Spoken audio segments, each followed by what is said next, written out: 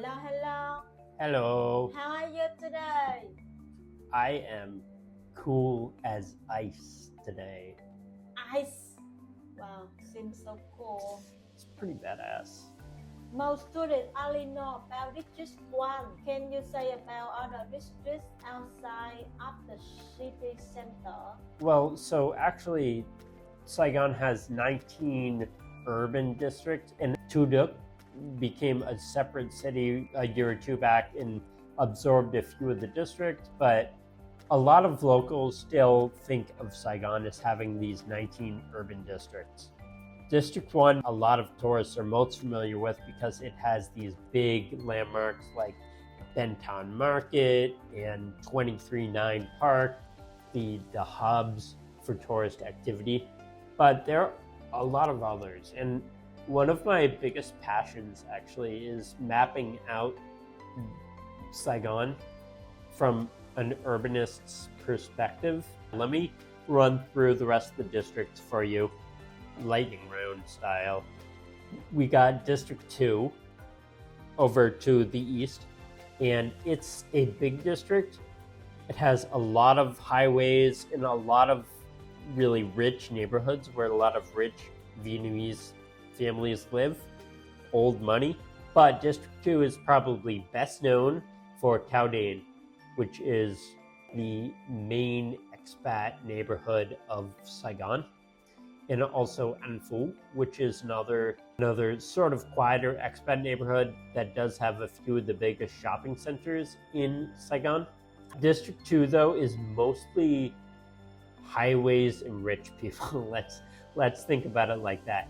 District 3 is wrapped around District 1 almost, and it's a very charming district. It's also quite expensive and is similar to District 1 in a way because it does have some of the largest tourist attractions in the city, but also it's more chill. It has a lot of nice tree-lined streets, nice cafes. District 3 is quite nice. District 4 is to the south of District 1, and District 4 is sort of insane. It's the most chaotic district in the city. It actually has the densest population of any district in Saigon. It's kind of thought of as a less savory gangster neighborhood, but that is an outdated perception. Actually, long ago, it was home to some of the mafia activity in Saigon, but that mafia activity was stomped out a long time ago. District 4 is now just home to a lot of great street food. Actually, it has some of the best seafood in the city. Vinh Can Street is probably the most famous street in District 4 for getting seafood on the street, and it's delicious. And also, the restaurants on that street are not going to serve old seafood or whatever. It's very safe to eat. Also, Som Chiu is another really good street food street in D4. District 5 is more to the west, the southwest of District 1, and it's kind of the epicenter for Chinatown.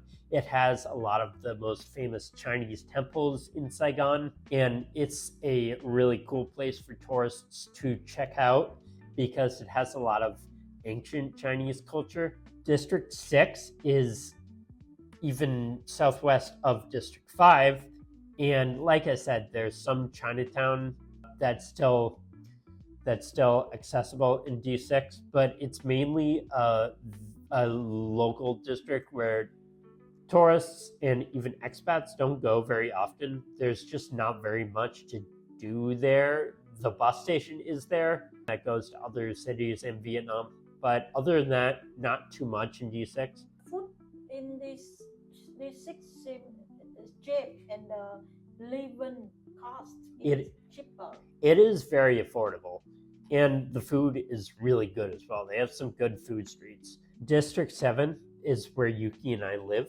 actually. I love D7. I do not love Phu My Hung, which is what D7 is known for. Other than Thao Dien in District 2, Phu My Hung is sort of the expat hub in Saigon. It was actually originally developed by a private Korean corporation. So it's more planned out than a lot of the city is. And it's nice, but I also find it sterile. It's fun to go to the modern malls or bars in Koreatown once in a while, but I wouldn't want to live there.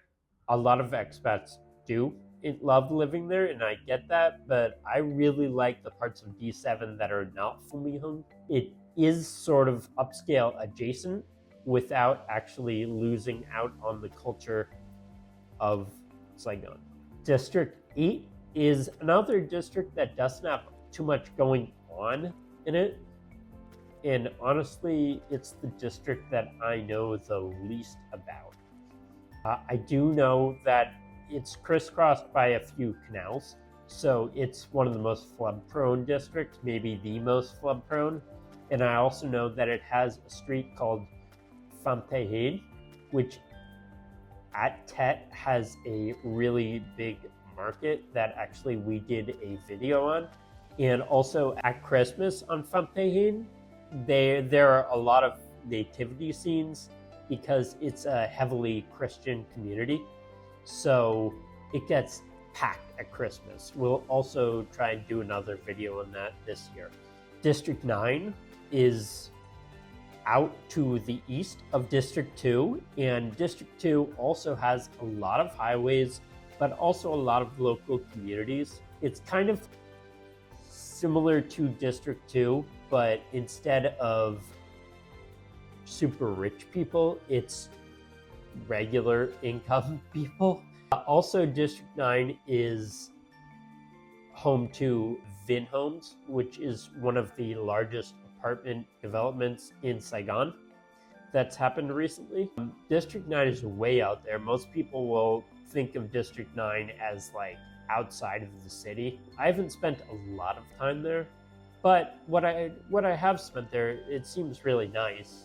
District 10 is popular with students because it has some big universities nearby, and also it's a lot cheaper than the central district without being too far out of the way.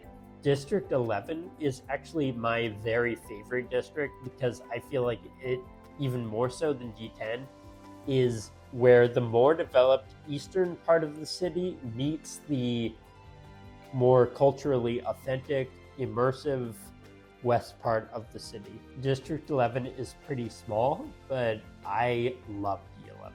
It has great food too. It's kind of part of Chinatown, so it has a little Chinese influence, but also it has deep Vietnamese cultural influence as well.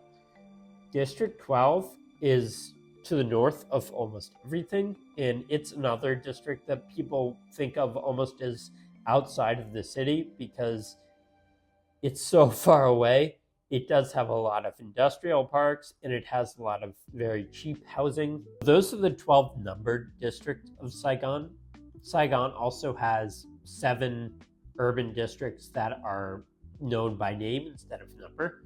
It has Tu Duc, which is sort of to the west of District 9, and it was, until pretty recently, a district that had a lot of nature in it. But now a lot of that nature has been developed over the past few years, and now it's known as a university hub because it's home to Vietnam's National University.